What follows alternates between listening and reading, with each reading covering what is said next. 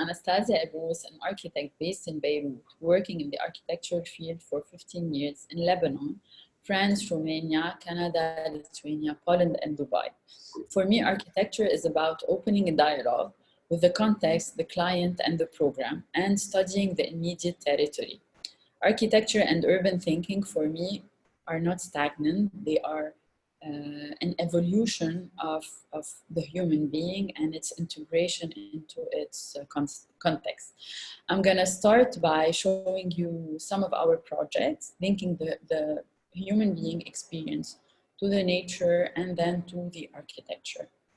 The first project that we see here is a competition that we presented in Lithuania on a forested site of 90,000 square meters, and we called it the House of Light because we wanted a signal in Vilnius that reflects its nature, its forested environment, and that brings light really to the city as one main point, and this point is a public space. So we, instead of creating one massive building, we designed many small interventions with different theater spaces that are linked through a completely green ground floor, which is a public space, and an elevated piazza. And in this section, you can see how the volumes are really alive from the inside, and they are connected through a green ground floor, a public ground floor, and an elevated programmatic piazza that frame the city horizon through the forest.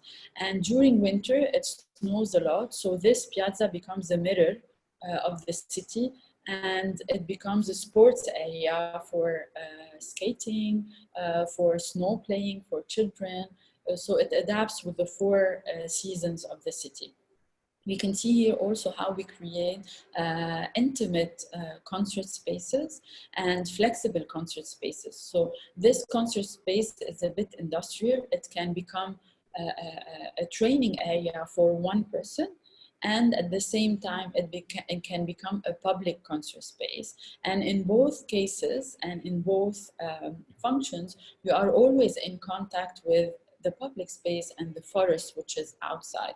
So you have always this relationship to the city and this relationship to the public and to the human being, even if the space is really large and adapted programmatically.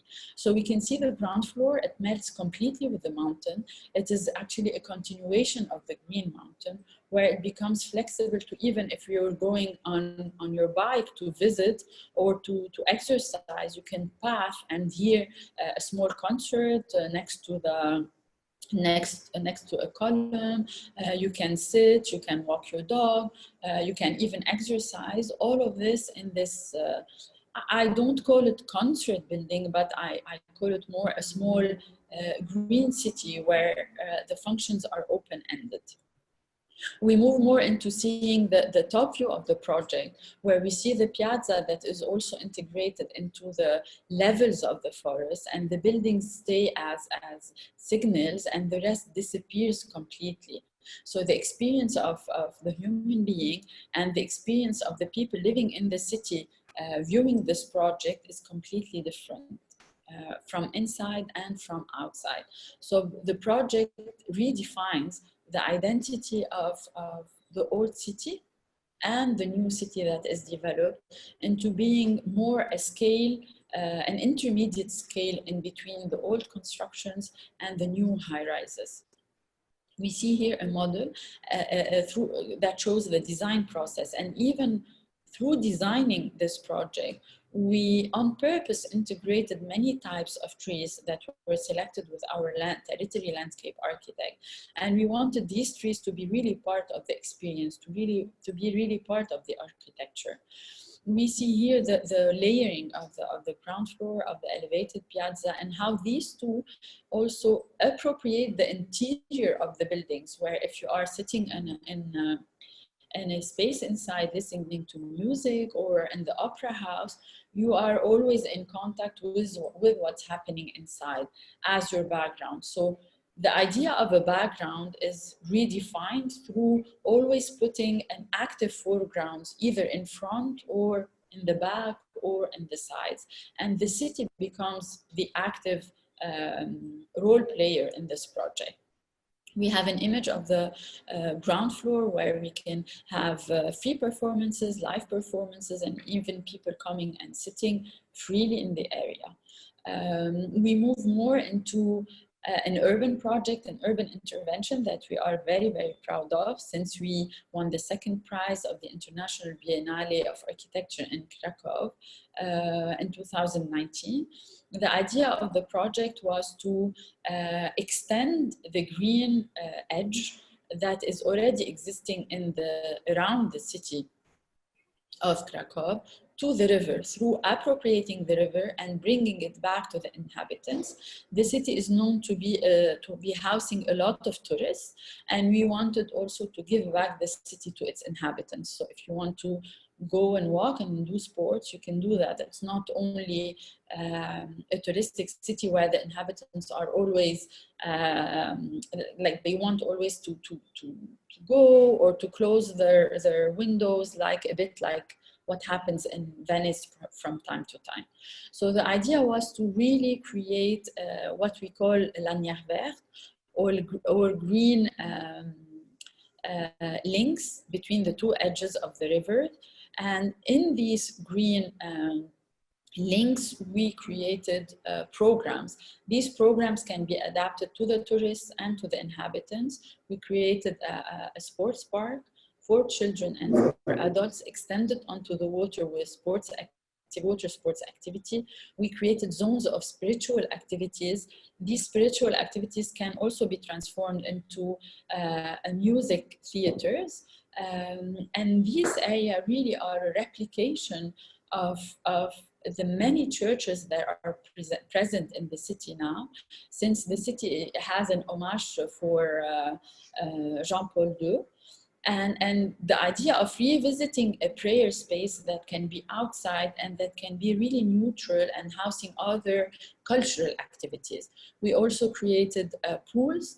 These pools take water from the river, and the water is recycled, and then it goes back to the river in order to have sustainable planes of water. So the sports area extend till here. We created also a cantilever or a promontoire, so you can see from the edge of it also traditional or heritage buildings, and you can also be in contact to the other side of the river and the water.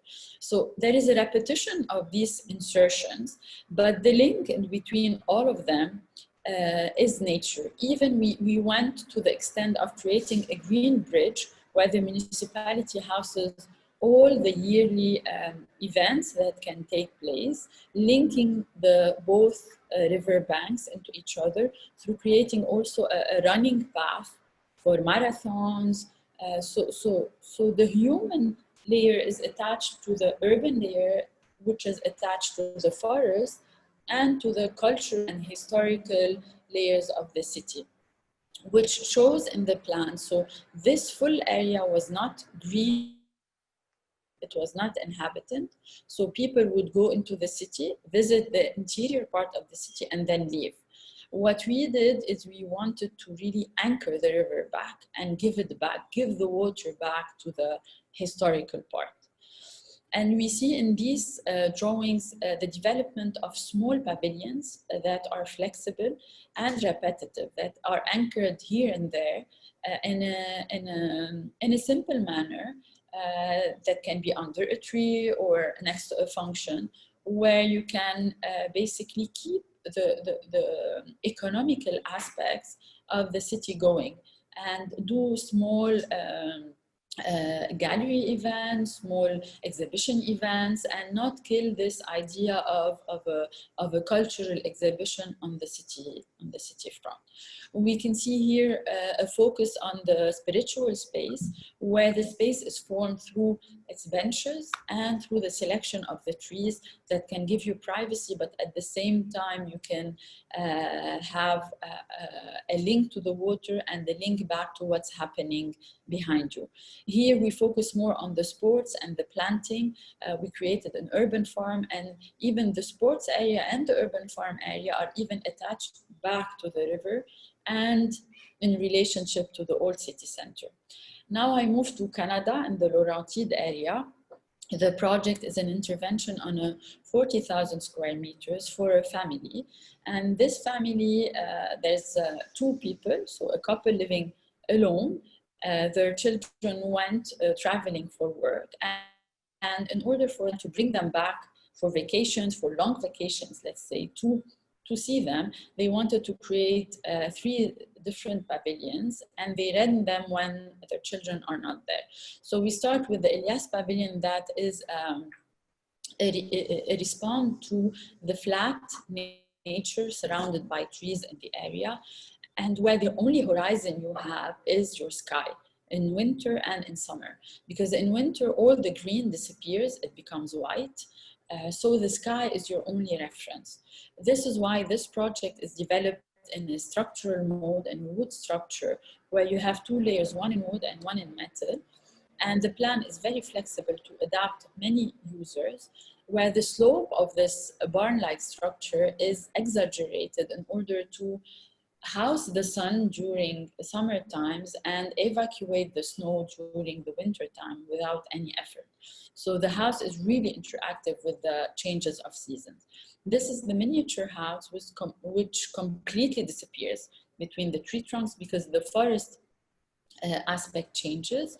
So we wanted it to be completely about the trees, inhabiting the trees and disappearing within the trees. And we see that with our architectural, very simple treatment. And it's all about really these trees holding it structurally and even spatially.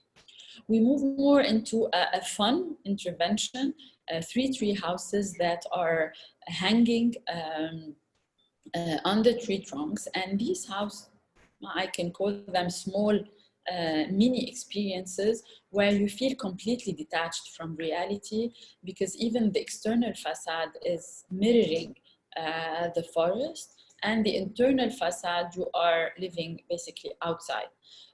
So it's like the ultimate experience of being free in nature. You can even be like naked in nature without being affected by what's happening around. I move more into Bucharest. The city of Bucharest suffered a lot from very massive construction during the communist era.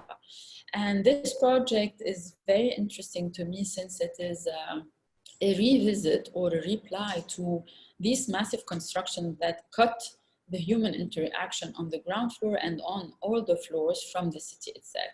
So the idea here is to create an elevated museum on a free plan, where this free plan becomes the public space of the city through keeping the rigid forms and massive forms of the city, but elevating them and using brick, which is a material very much used and very much accessible in the region. So we can see that the project really continues the urban tissue, but at the same time, it's completely disconnected through the ground floor, which is a bit a critique and an urban critique, and at the same time a gesture to people living that, saying that go ahead, inhabit the city and appropriate the city. Because in Bucharest there is a lot of forests, a lot of black forests, but there is a rupture between these forests and the constructions and how people live in these construction. There is like really 2 entities and they do not connect together. We move more into what I call a vertical eco-village. Why an eco-village? Because it's in Lebanon. It's an area called Shiyah, where there are a lot of religious communities that don't like to live together, but they are at the proximity of an edge meaning a sidewalk. So if you know a lot the area, you can understand how these several communities, they don't even trespass the sidewalk to buy from the other shop, because for them, they should be really in a gated community, religious community. And this site was situated in between them. So the idea was to create a residential building, but to revisit how these people can live differently through empowering women in the basically maintaining the building, creating vertical planting, and impacting this vertical planting on planting the roofs of the buildings, because the roofs are not at all used in Lebanon. Even if we have 360 days a week, we have a lot of sun, but roofs are like leftovers usually. So the idea was to train women, even women that live in this building, that will live in this building, to plant vertically and to plant the roofs from different neighborhoods. And they can create a business around them, like a food market and on the ground floor and basement one, and continue on maintaining these roofs in order to create a communal hub for these people to live together, to work together, and to understand that they are at the end one community, and they can meet on, if you want, on these important subjects. So we can see how the plans of the floors are flexible. So the structure is from outside, it's concrete, and we have another structure from inside, which is wood. Why? Because we wanted to have full open plans so that every family can construct a small space in it according to their budget, and they can add spaces later on when they acquire more budget in order to have a volume and not only a facade. And we can see how the different levels have interaction with each other. And sometimes we go to giving the inhabitants a 5-meter height under ceiling, which is inspired from the old Lebanese houses that all had 5 meters under ceiling, where you can add a mezzanine, where you can really even open an office inside of it. So a really flexible, sustainable living.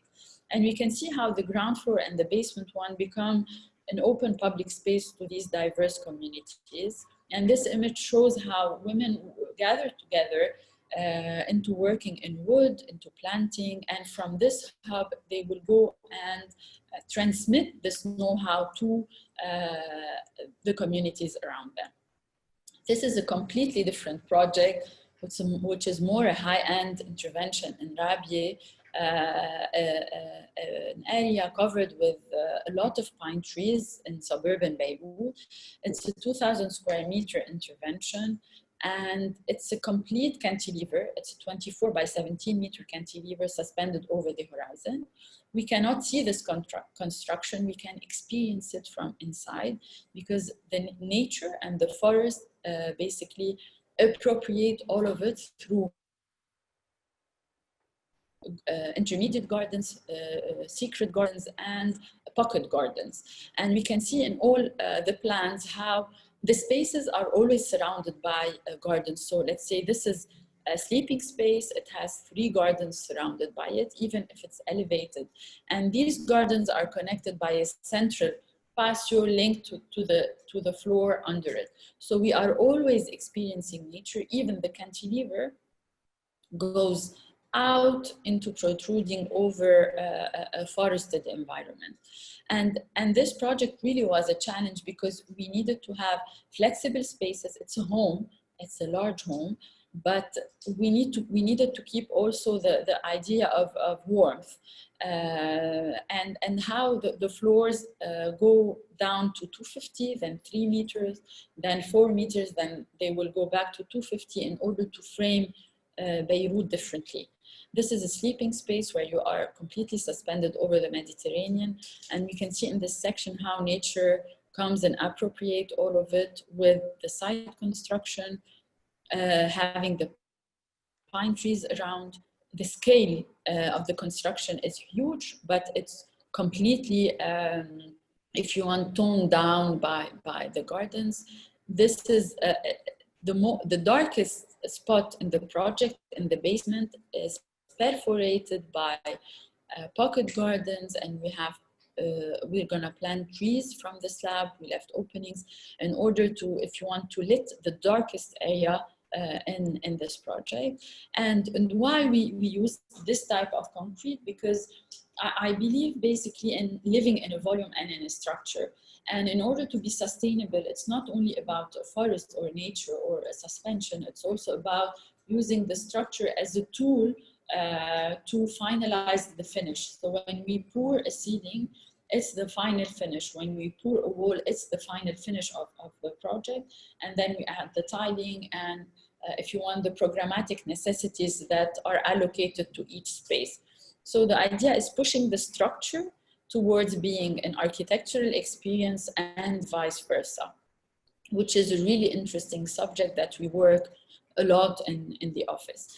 And this is a view of from the site, showing the pine forested area, showing the Mediterranean, and showing really Beirut, which is here. So when we talk about Lebanon, the proximity between the Mediterranean and its mountains, we are really always connecting both, and wherever we are really experiencing these two, if you want, moments. And this is a model of the process of the project to understand every space. We move more into a maintenance intervention in Ajaltoun. It's a 3,000 square meter home, and the client wanted to live under a tent dress-like structure. So we created 2 roofs in white concrete and tensile white concrete structure, and the functions were adapted to this, and we really continued the nature into the project. And we really see the simplicity of the intervention, yet it's very complex to be able to create these textures with the structural and with the functional detailing behind it, which is a very typical task and vision in all our design process and interventions. We move more into a human intervention with a retreat for 3 women sharing 1 roof. So we created 3 structures. You only see the roof. If you pass through the area, you only see the roof. And then 3 structures are completely embedded in nature with a colorful landscape. The area is very well known of fruit trees all year long. So you always have 2 or 3 colors within the 4 seasons, and we wanted to depict really that into the home and not only outside. So this is the area where the 3 women gather, and then they can retreat each one alone into their own hideaway or cave-like structure. And this is the model showing really the landscape, the rocky landscape, and how the roofs really play this intricate relationship of light and shade and shadows and privacy. This is an intervention in an existing Art Deco building in a suburban area of Beirut. The site is 2,500 square meter, also a pine tree site, where we really keep the existing building, which is completely white, but we remove the lower part because it was continued to the ground. We remove this part and we create a wooden flexible intervention, as if it's a really an intervention of nature where they can completely sit outside or close it and be between the trees. So as if we are in a completely different scale, and we forget about the white Art Deco building when we are in this space, and we move more into human and private spaces where the inhabitants can meet without being into this tremendous bulky environment that was present before. And in this area, we really use the rocks because the site is really, really rocky, in order to create these instances of rupture of the big scale building into more tamed, if you want, human scale. This is a residence. I'm going to finalize with this project, which is a residence, a vacation residence for 10 families. These 10 families are originated from 1 family, and the site is located on a high tip mountain that overlooks the Mediterranean. It's in Hamat area.